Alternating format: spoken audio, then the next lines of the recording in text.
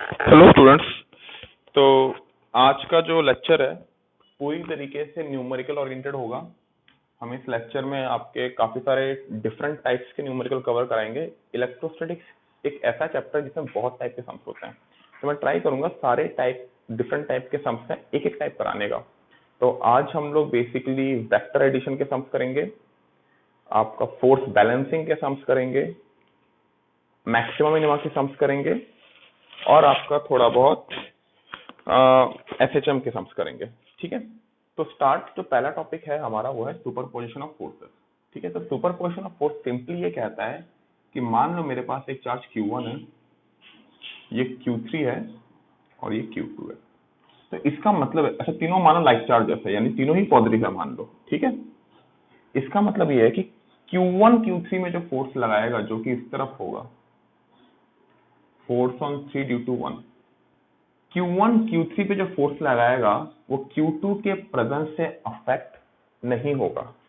इसका मतलब ये है कि Q2 हो या ना हो, ये इसमें जितना फोर्स लगाना है वो उतना ही लगाएगा, जो कि ऑब्वियस सी बात है। ठीक है बेटा, और Q2 Q3 पे जो फोर्स लगाएगा वो इस तरफ लगाएगा, फोर्स ऑन 3 ड्यू टू 2। तो बेटा इसका मतलब ये है कि Q2 Q3 पे जो फोर्स लगाएगा वो Q1 के इंडिपेंडेंट है, Q1 के इंडिपेंडेंट है, और इसे ही कहते हैं प्रिंसिपल ऑफ सुपरपोजिशन। देखो सुपरपोजिशन प्रिंसिपल सुनने में वैसे तो कुछ खास है नहीं, किताबों में बहुत कुछ लिखा जाता है, कोई मतलब नहीं उन चीजों का। हम आएंगे सीधा इसके सम्स पे, क्योंकि वही इंपॉर्टेंट है हमारे लिए।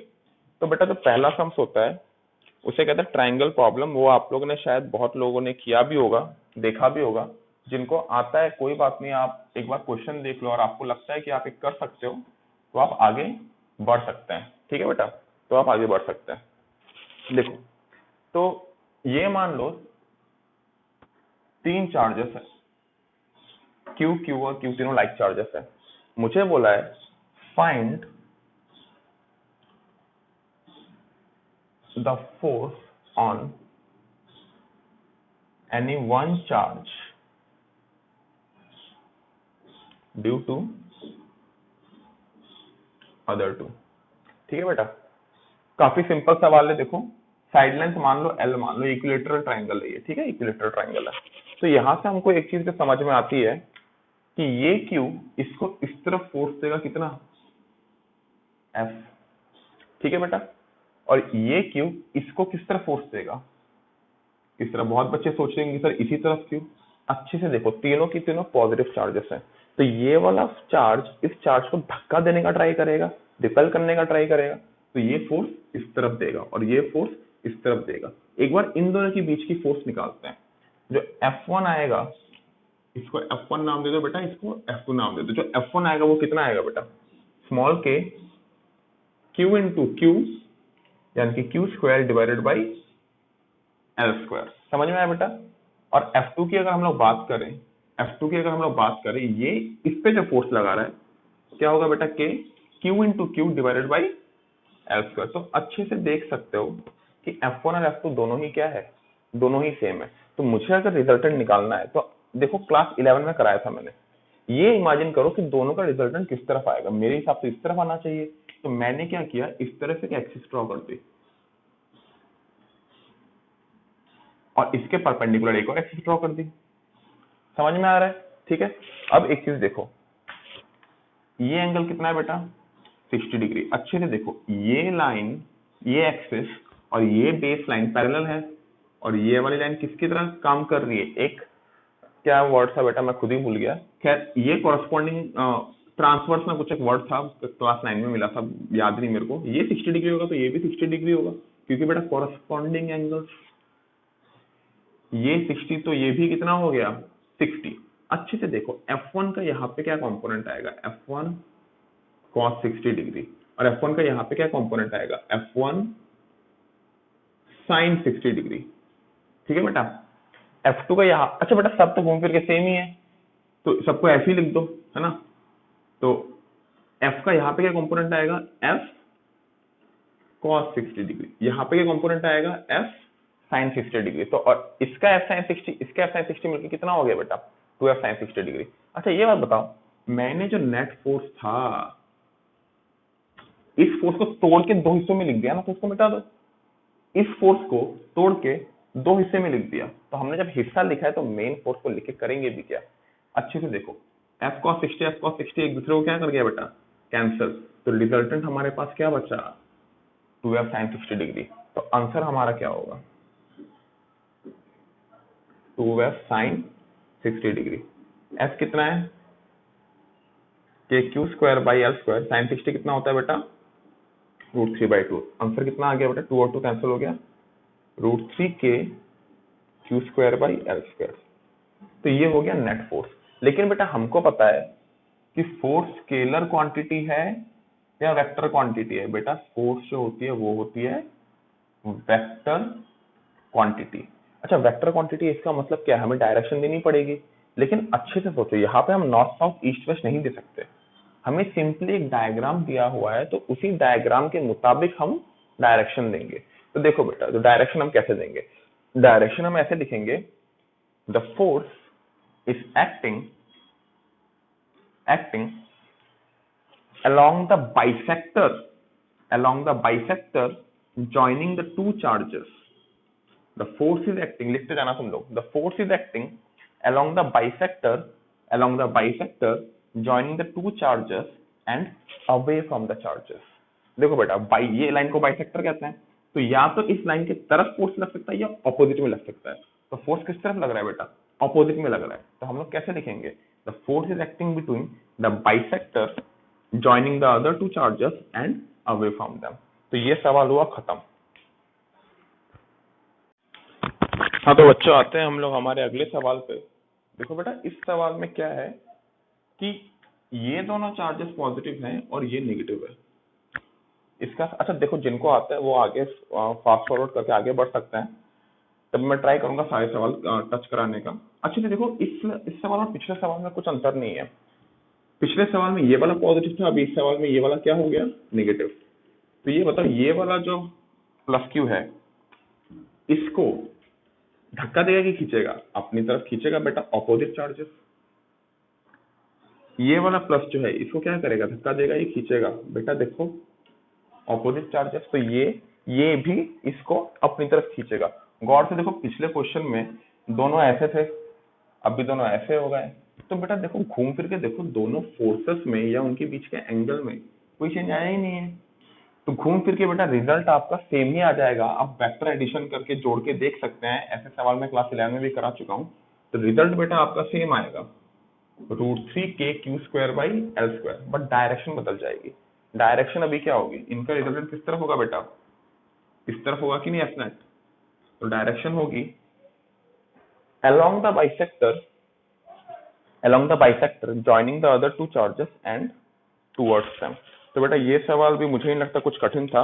बस पिछले सवाल में ये वाला पॉजिटिव था, अभी ये नेगेटिव हो चुका है। तो बेटा फोर्स का मैग्नीट्यूड तो चेंज होगा नहीं, बस डायरेक्शन क्या हो जाएगी, ऑपोजिट। अब आते हैं हम लोग अगले सवाल में। जो अगला सवाल है वो थोड़ा सा अलग है, वो आपको ट्राई करना है, ठीक है बेटा।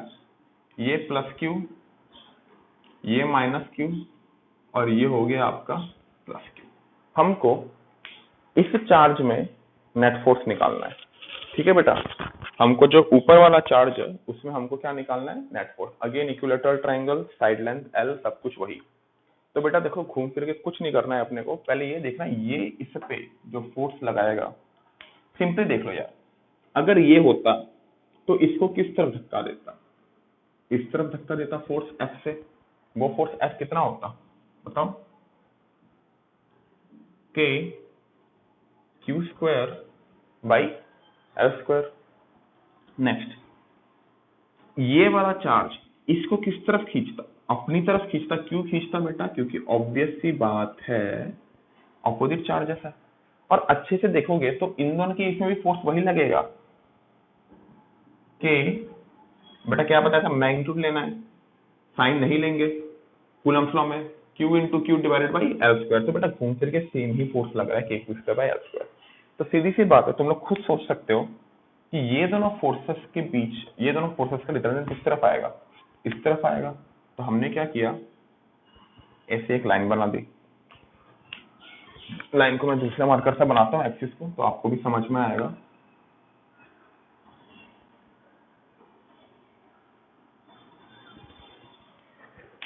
अब देखो बेटा, ये 60 डिग्री, तो ये भी 60 डिग्री कॉरस्पॉन्डिंग एंगल्स, सही बात है ना। अच्छे से देखो, ये 60 डिग्री होता है, तो ये कितना हो गया 30 डिग्री। अच्छा ये 30, तो ये कितना हो गया बेटा 60 डिग्री, 90 माइनस 30, है ना।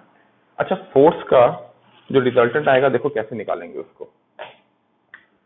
फोर्स का यहाँ पे क्या कंपोनेंट आएगा, एफ cos 60, यहाँ पे क्या आएगा एफ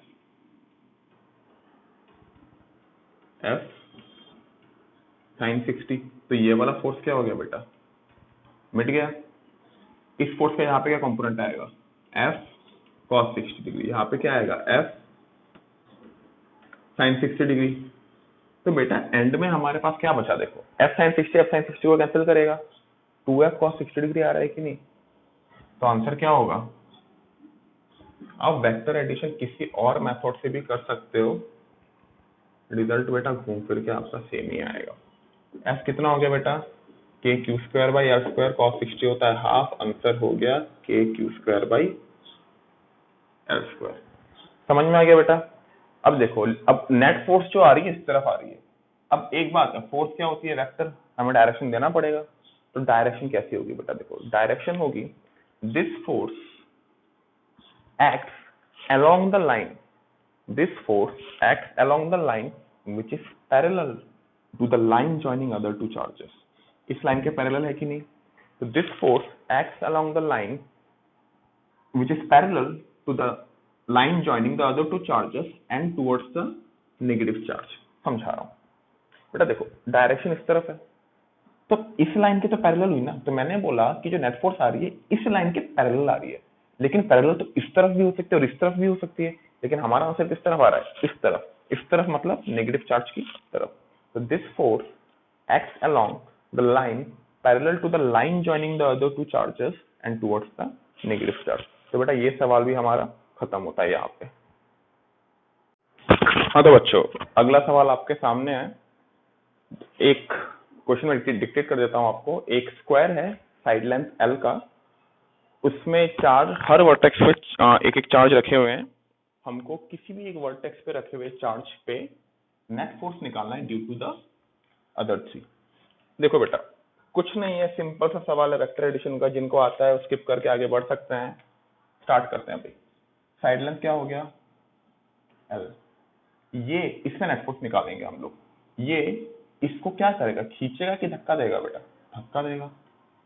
कितने फोर्स से, एफ फोर्स से। इसको फोर्स नाम देते हैं F1, ठीक है बेटा F1। तो F1 कितना होगा बताओ, K Q square, Q into Q divided by distance क्या हो गया बेटा एल स्क्वायर। ये इसको कितने फोर्स से धक्का देगा, सोच के देखो। दोनों के बीच में फोर्स क्या होगा, K Q square by L square, घूम फिर के तो वो F1 ही हुआ ना बेटा मैग्नीट्यूड वाइज। तो मैग्नीट्यूड क्या हो गया अगेन F1। ये वाला इसको किस तरफ धक्का देगा, याद है central forces, the force acts along the line joining the centre of the two charges. तो ये इसको धक्का देगा इस तरफ। लेकिन बेटा इन दोनों के बीच में जो फोर्स लगेगा वो कितना होगा, let's call it F2। F2 कितना होगा, K Q into Q square. इनके बीच का डिस्टेंस कितना होगा बेटा, याद है ये और ये मिला के ये होता है पाइथागोरस थ्योरम से। तो इसकी वैल्यू बेटा हर बच्चे को पता होती है, √2L होती है, ठीक है बेटा। ये पाइथागोरस थ्योरम से आप निकाल सकते हो इस ट्रायंगल से। तो फिर √2L होल स्क्वायर, इसको अगर थोड़ा अच्छे से लिखेंगे क्या आ जाएगा, K Q square by 2L square. अब तुम लोग खुद बताओ जो रिजल्टेंट होगा किस तरफ होगा। सब कुछ भूल जाओ, हमारे पास 3 फोर्सेस है, 1 2 3 फोर्सेस है, हमें इन तीनों फोर्स का रिजल्टेंट निकालना है। ऑब्वियस सी बात है बेटा, जो आप हमारा जो रिजल्टेंट होगा वो इसी तरफ ना होगा, क्योंकि ये दोनों मिलके इस तरफ आ जाएंगे और ये तो ऑलरेडी उस तरफ है, तो तीनों का रिजल्टेंट इसी तरफ होगा। तो हमने क्या बताया, एक एक्सिस ड्रॉ की ऐसे और दूसरी एक्सिस ड्रॉ की पिछले एक्सिस के परपेंडिकुलर। ठीक है बेटा, ये बताओ ये पूरा एंगल क्या होगा, ये 90 है तो ये भी 90, तो ये कितना हो गया बेटा 45, ये भी कितना हो गया बेटा 45। सही है। अब खुद एक बात बता, F1 का यहाँ पे क्या कंपोनेंट आएगा, F1 का यहाँ पे क्या आएगा, F1 cos 45, F1 का यहाँ पे क्या आएगा, F1 sin 40। अच्छा F1 के मैंने कंपोनेंट को तोड़ दिया तो भैया मिटा दो। इस F1 का यहाँ पे क्या कंपोनेंट आएगा, F1 cos 45, और यहाँ पे क्या आएगा बेटा F1 sin 45 डिग्री। अब जैसे मैंने फोर्स को मैग्नीट्यूड को लिख दिया तो मिटा दो बेटा। अच्छे से देख, F1 sin 45, F1 sin 45 क्या हो गया, कैंसिल। तो रिजल्टेंट हमारे पास क्या बचा, 2F1 cos 45 degree plus F2। तो जो बेटा रिजल्टेंट आया है Fnet क्या होगा, F2 plus 2F1 cos 45 degree.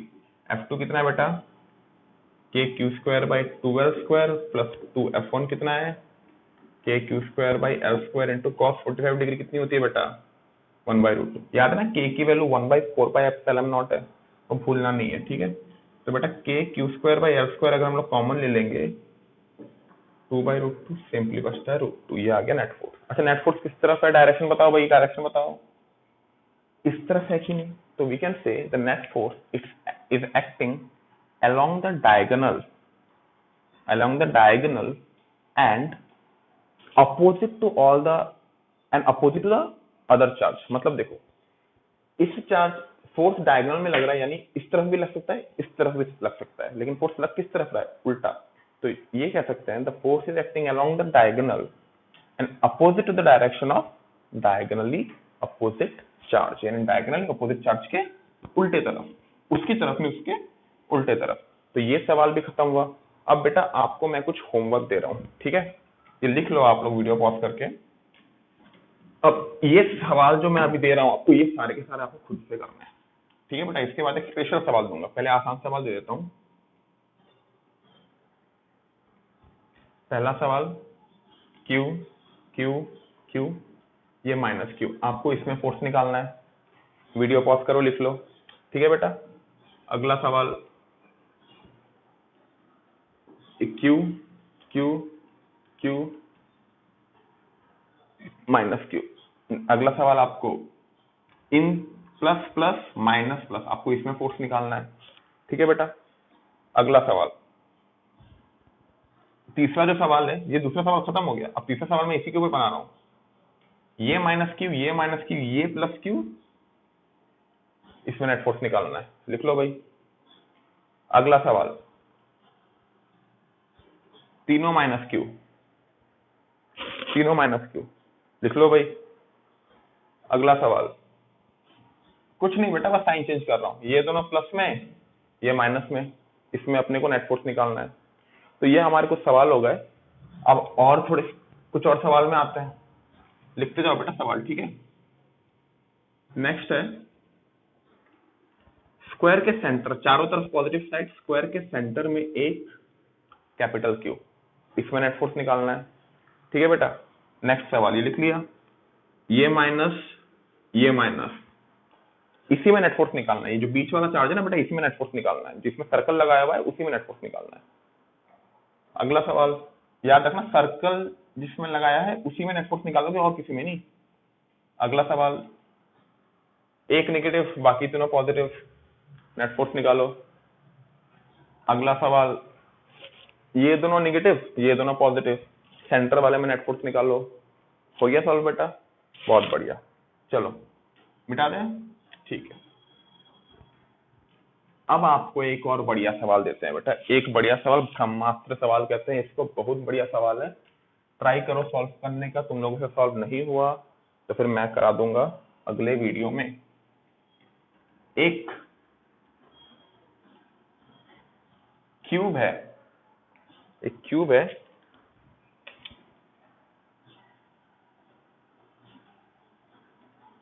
जो ओरिजिन में प्लेस्ड है,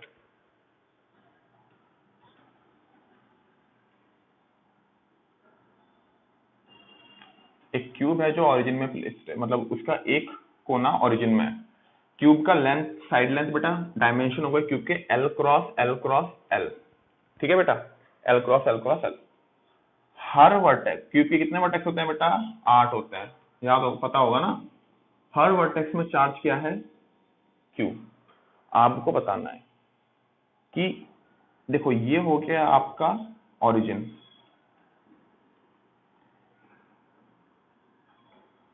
ये वाला चार्ज दिख रहा है क्या, जो ओरिजिन के ठीक बॉडी डायगोनल ऑपोजिट है।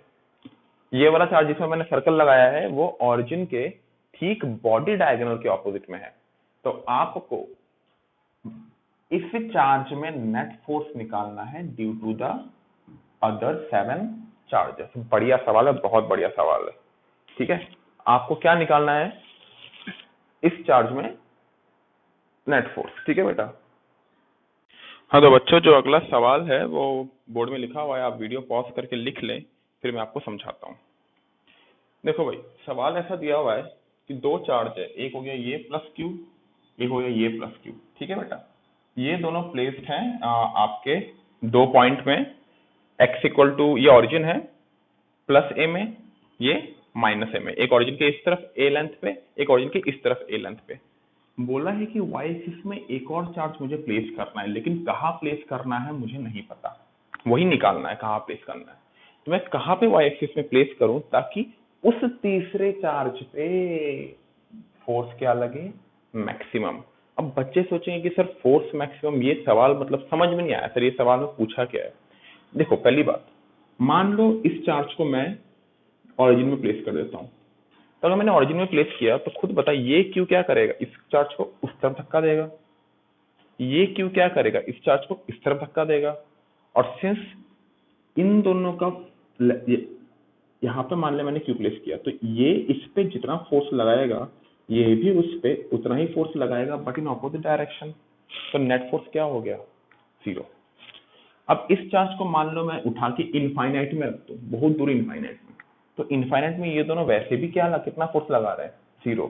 तो हम कह सकते हैं कि ओरिजिन में भी 0 फोर्स लग रहा है, इनफाइनाइट में भी 0 फोर्स लग रहा है, यानी पक्का बीच में कहीं पे फोर्स मैक्सिमम लग रहा होगा। तो ये खुद सोच, अगर स्टार्टिंग में भी 0 है और एंड में भी 0 है, तो बीच में कहीं तो मैक्सिमम उसने हासिल किया होगा, कहीं तो उसने मैक्सिमम हासिल किया होगा। तो हमें वो मैक्सिमम कहाँ पे हासिल किया होगा वो निकालना है। आई होप आपको ये सवाल समझ में आ गया होगा। अब मैं आप लोग को एक बात बताता हूँ, देखो इस सवाल को थोड़ा करने का तरीका। अब बच्चे बोलेंगे कि सर एकदम नजदीक रख देते हैं चार्ज को, एकदम अगर नजदीक में रख देंगे तो डिस्टेंस क्या हो जाएगा सर? मिनिमम, और कम डिस्टेंस तो ज्यादा फोर्स। लेकिन बेटा एक चीज गड़बड़ कर रहे हो, देखो अगर हम नजदीक में रखेंगे तो खुद देख, ये दोनों फोर्सेस का रिजल्टेंट बहुत कम आएगा, क्योंकि दोनों फोर्सेस बहुत ज्यादा वाइड है। अगर फोर्सेस क्लोज होते हैं ना बेटा तो रिजल्टेंट बढ़िया आता है, वाइड है ना तो रिजल्टेंट क्या आएगा बेटा? कम आएगा। तो हमने अगर डिस्टेंस कम करने का कोशिश किया तो रिजल्टेंट उतना बढ़िया नहीं आ रहा। तो हमने क्या बोला सर, रिजल्टेंट बढ़िया करते हैं। तो रिजल्टेंट बढ़िया करने के लिए चार्ज को कहाँ रखना पड़ेगा? दूर। अब देख, जैसे ही मैंने चार्ज को दूर रखा, जैसे ही मैंने चार्ज को दूर में रखा, तो हाँ सही बात है, अब रिजल्टेंट आपका बढ़िया आ रहा है। देखो अब रिजल्टेंट आपका बढ़िया आ रहा है, देखो बहुत क्लोज आ गया, रिजल्टेंट बढ़िया आ रहा है। लेकिन खुद सोच, डिस्टेंस तो बढ़ गई, तो फोर्स वैसे भी क्या हो गया? कम। यानी कहीं बीच में एक पॉइंट आएगा जहां पे दोनों फोर्सेस के बीच का एंगल भी कुछ एक ऑप्टिमम होगा और डिस्टेंस भी कुछ एक ऑप्टिमम होगी, जहां पे फोर्स क्या होगा? मैक्सिमम। तो हमें वो निकालना है। तो देखो कैसे निकालेंगे, डायग्राम को फिर से बढ़िया से बना देते हैं और क्वेश्चन को सॉल्व करते हैं, ठीक है बेटा। यहाँ पे क्यू, ये ओरिजिन, मान लो तीसरा चार्ज को मैंने यहाँ पे प्लेस किया, ठीक है, तीसरा चार्ज को मैंने यहाँ पे प्लेस किया। ये चार्ज इस पे फोर्स इस तरफ लगाएगा F, ठीक है बेटा। ये डिस्टेंस A थी, ये भी डिस्टेंस A थी, इस डिस्टेंस को मान लेते हैं अभी के लिए D। ओरिजिन से कितना ऊपर? D ऊपर उस चार्ज को मैंने प्लेस किया। ये चार्ज भी इसमें कितना फोर्स लगाएगी बेटा? F। ऑब्वियस सी बात है। तो जो आपका नेट फोर्स आया, जो नेट फोर्स आया गौर से देख, जो आपका नेट फोर्स आया है वो क्या आया है। अगर हम लोग बोले कि ये वाला एंगल थीटा है तो ये वाला एंगल भी थीटा होगा, ये वाला एंगल भी थीटा होगा, वर्टिकली ऑपोजिट एंगल। तो बोल सकता हूँ F cos theta plus F cos theta, जो आपका एफ नेट आएगा क्या आएगा बेटा 2f cos theta. F net बेटा कितना आएगा आपका 2f cos theta.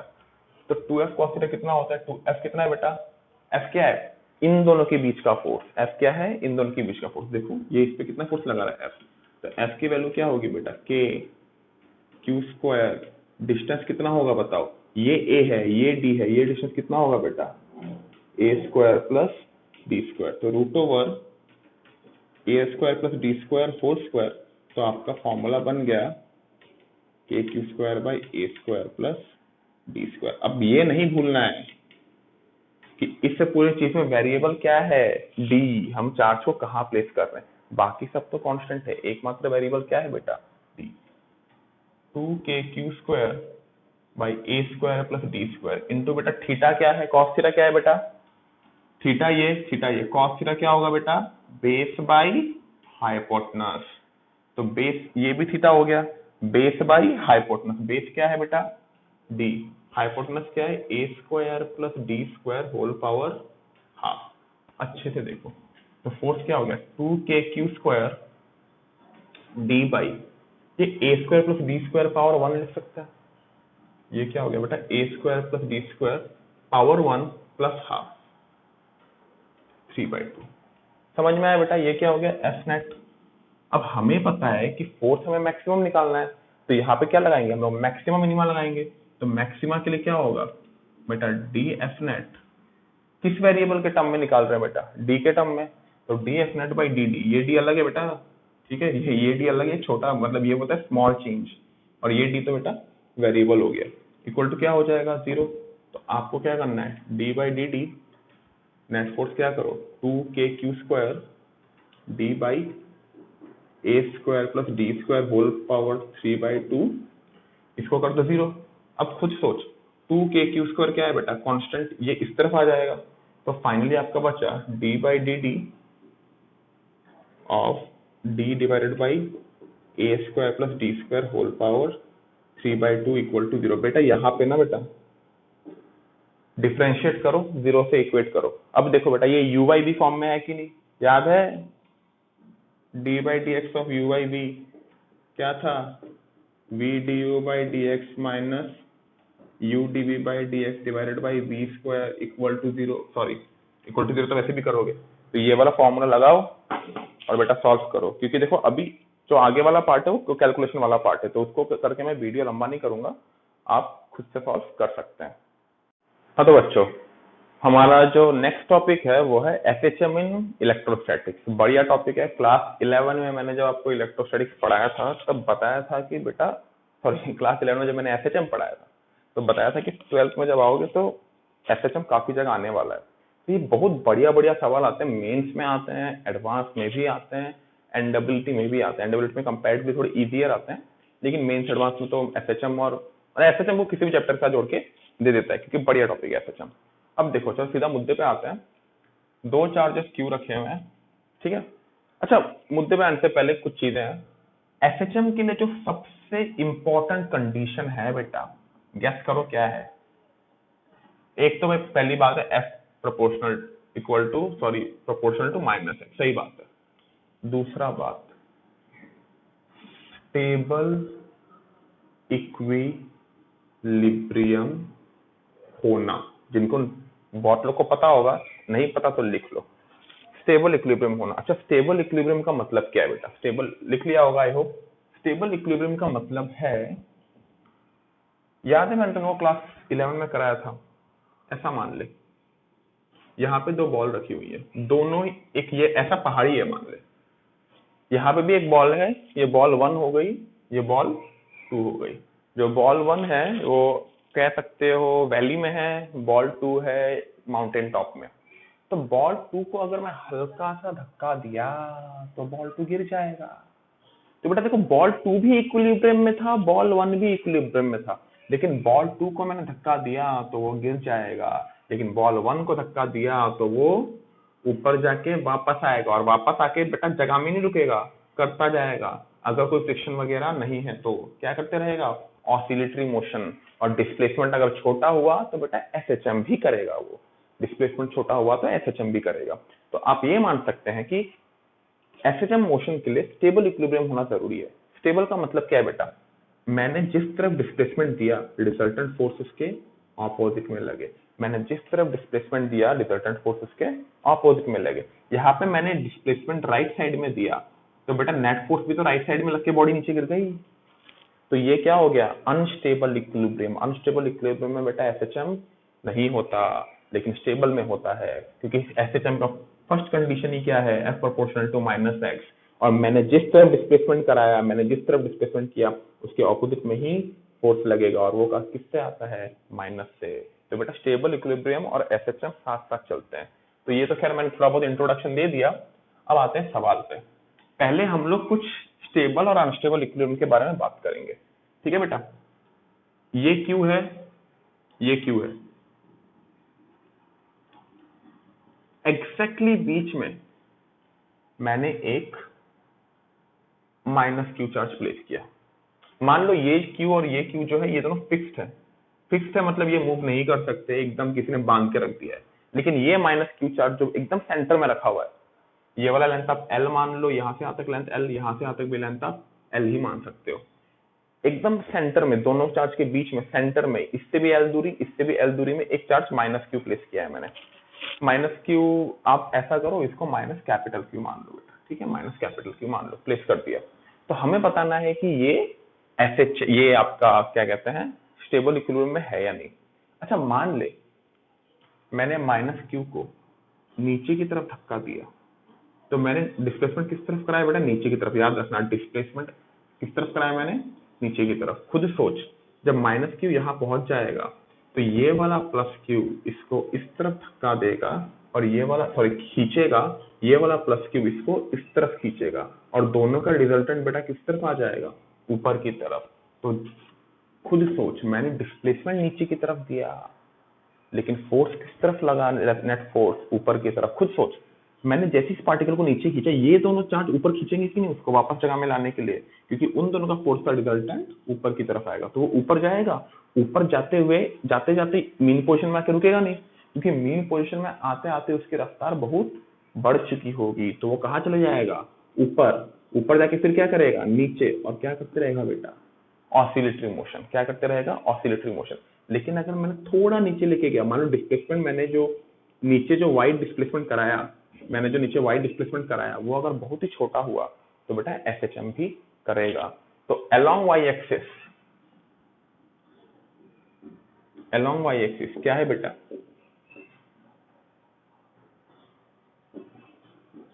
Stable equilibrium लिख लें। अब नेक्स्ट एक और चीज में बात करते हैं। मान लो सेम प्रॉब्लम, कुछ चेंज नहीं किया है मैंने, सेम प्रॉब्लम, कुछ भी चेंज नहीं किया है, बिल्कुल कुछ चेंज नहीं किया है मैंने। वही चार्ज आपका माइनस क्यू बीच में था, वही चार्ज माइनस क्यू बीच में था।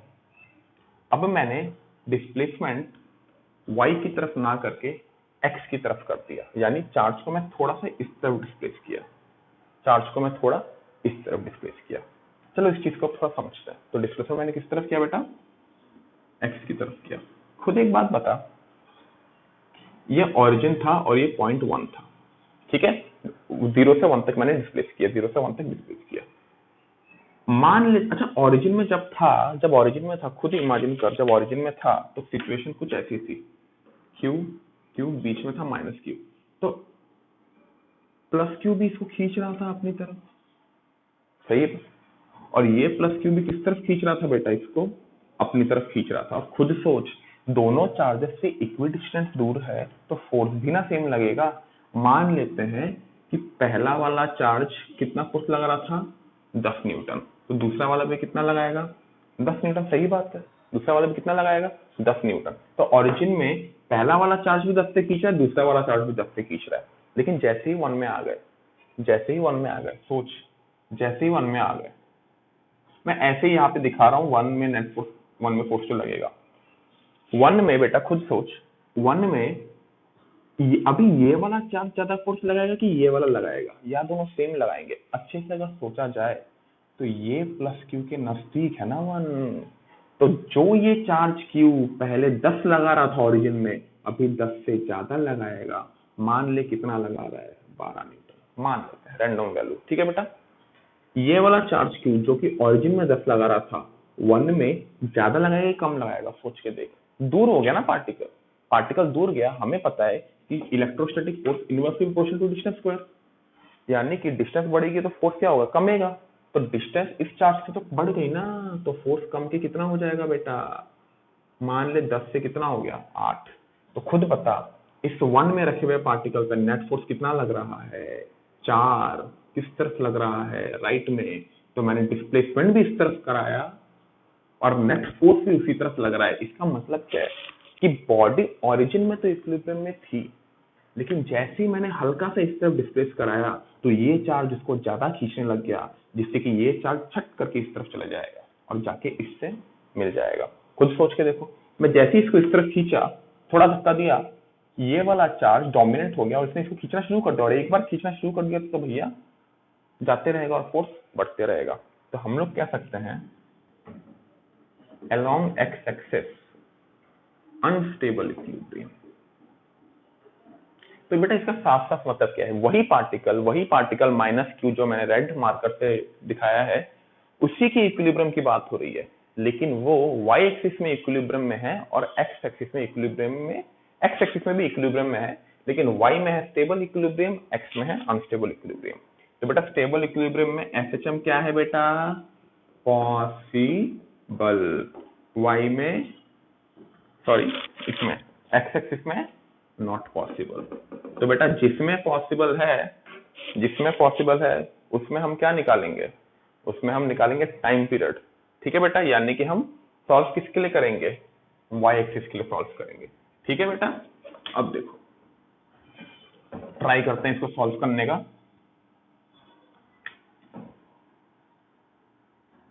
ये क्यू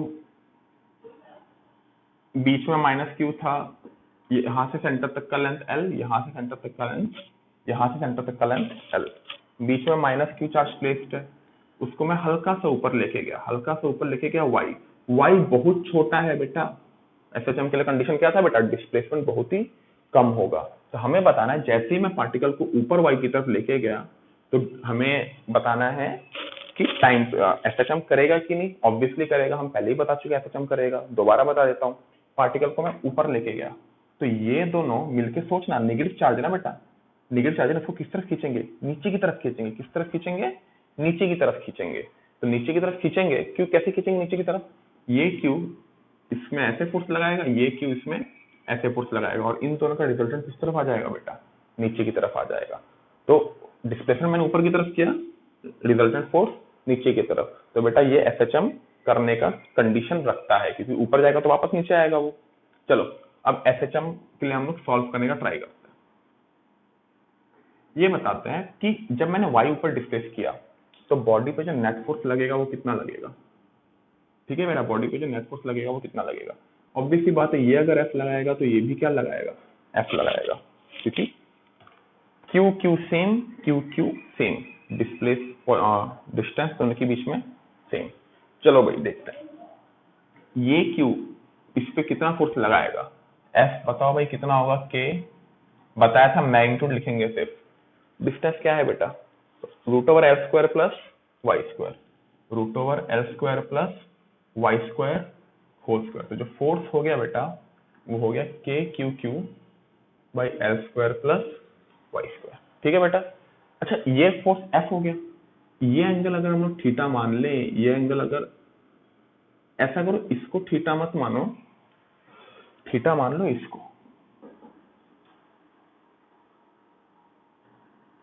तो ये थीटा, तो ये भी क्या हो गया थीटा, ये भी क्या हो गया थीटा। तो क्या मैं कह सकता हूं कि जो फोर्स F था ये F का cos थीटा दोनों तरफ क्या हो गया बेटा, कैंसल, पहले भी करा चुके हैं। दोनों F का नीचे की तरफ क्या कंपोनेंट आएगा, F का sin थीटा, इसका भी F साइन थीटा, यानी कि नीचे की तरफ जो नेट कंपोनेंट आएगा वो क्या आएगा बेटा, 2f साइन थीटा।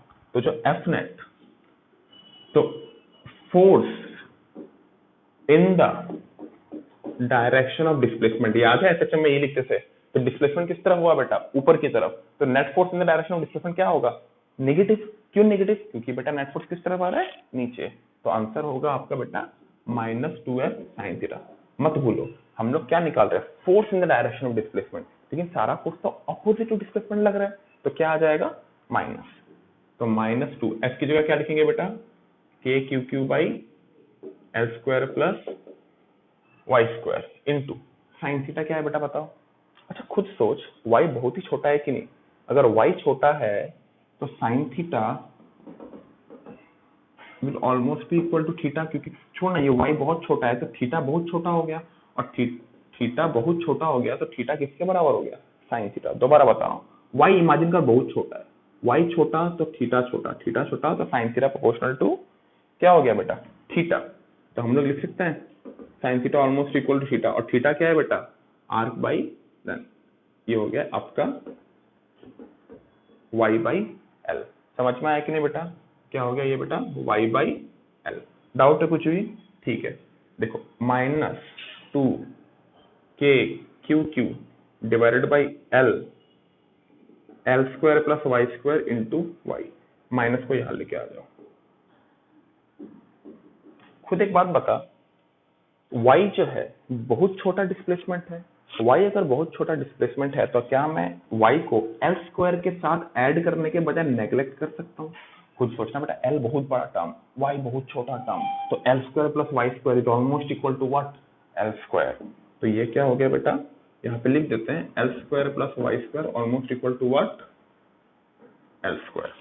तो 2k k cube divided by l, और l स्क्वायर मल्टीप्लाई होकर क्या हो गया, l क्यूब, और ये तो हट गया, इनटू क्या हो गया बेटा, -y। तो हम लोग कह सकते हैं यहाँ पे f प्रोपोर्शनल टू -y आ रहा है, और f प्रोपोर्शनल टू -y आ गया, इसका मतलब क्या है बेटा, एसएचएम का कंडीशन सेटिस्फाई हो गया। और हमको पता है